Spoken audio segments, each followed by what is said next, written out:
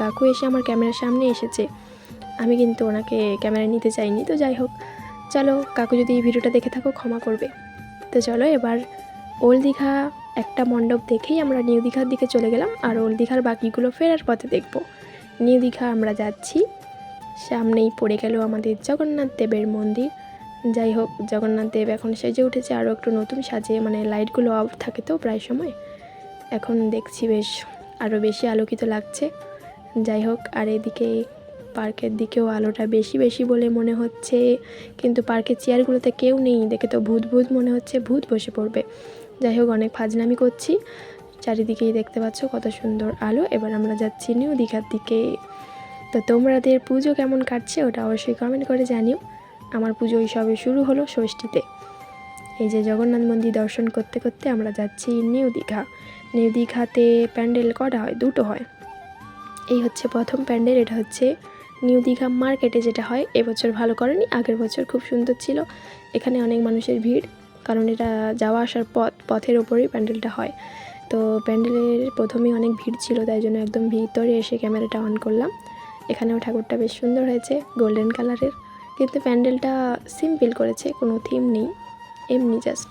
তো চলো, এখানে অনেক ভিড়, এখানে আর থাকা যাবে না, আমি কিছুতেই গরম সহ্য করতে পারছি না। এবার চলো বাইরের দিকে যাওয়া যাক।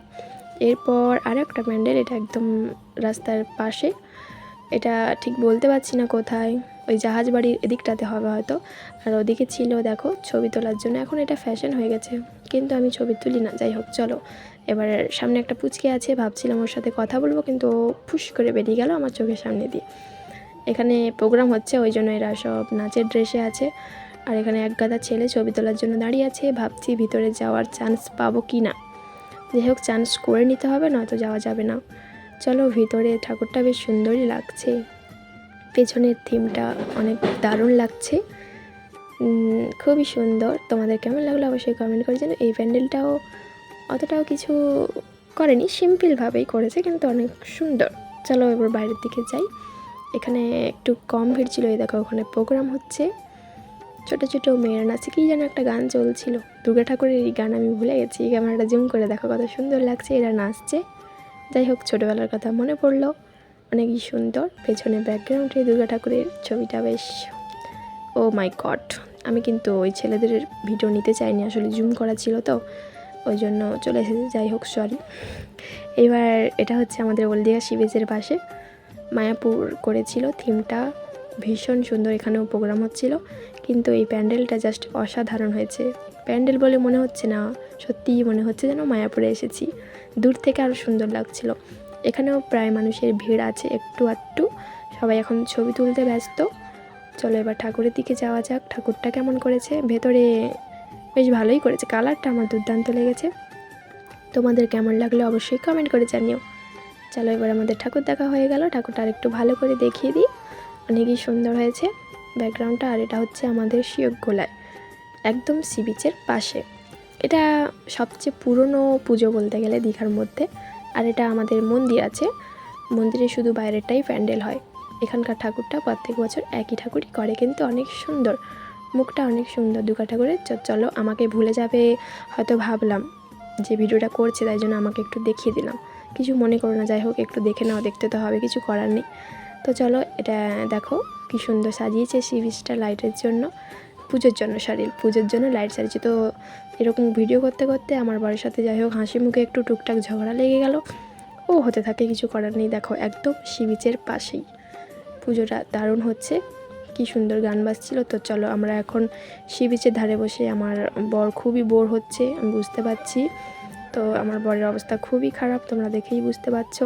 সি বিচের ধারে বসেছিলাম প্রায় আধ ঘন্টা, এখন বাজে রাত 9:30। তো ভাবলাম একটা কফি খাওয়া যাক। এই সমুদ্রের উপকূল উপভোগ করতে করতে, ফিল নিতে নিতে, আমরা সমুদ্রের ঢেউ দেখতে দেখতে আর 2 কাপ কফি খেতে খেতে বেজে গেল রাত 10টা। এবার আমাদের যেতে হবে বাড়ি। ওয়েট, আরও একটা প্যান্ডেল বাকি আছে, যেটা আমাদের থিম করেছে কেদারনাথ, এটা একদম লাস্ট প্যান্ডেল।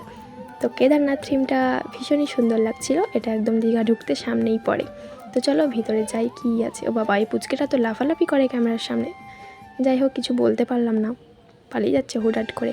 এখানে ঠাকুরটা জাস্ট দেখবে অসাধারণ সুন্দর, শুধু জাস্ট ঠাকুরের চুলটা দেখো, অনেক সুন্দর লেগেছে আমার। আর ওই মুকুটগুলো জাস্ট ইউনিক, অনেক সুন্দর। আমি একটু জুম করে দেখাই, দিলে বুঝতে পারবে ঠাকুরটা। বেনারসি শাড়িটা ভীষণ সুন্দর লাগছে, ভীষণ সুন্দর। সবগুলোর থেকে তো আমার এই ঠাকুরটা অনেক ভালো লাগলো। যাই হোক, জয় মা দুর্গা, সবাইকে ভালো রেখো, সবাইকে সুস্থ রেখো।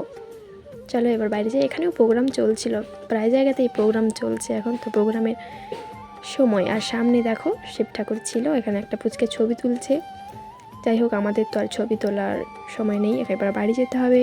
তো চলো আজকের মতো টাটা। দেখতেই পাচ্ছ আমরা গেট দিয়ে বাইরে চলে আসছি, অন্ধকার রাস্তা দিয়ে। আজকের মতো টাটা। ভিডিওটি কেমন লাগলো অবশ্যই কমেন্ট করে জানিও। আর তোমাদের পুজো কেমন কাটছে ওটাও বলো, আর কোন পুজো মণ্ডপটা ভালো লাগলো ওটাও বলো। আর আমার মুখ একবার সাদা একবার কালো, যাই হোক কালোই দেখতে থাকো। আর আজকের মতো টাটা, 3বার টাটা বললাম, কিছু মনে করো না। তো চলো এবার আমার মুখটা কালো হয়ে যাবে আর তোমরা দেখতে পাবে না। তো চলো এবার ক্যামেরাটা অফ করি। Tata, bye bye.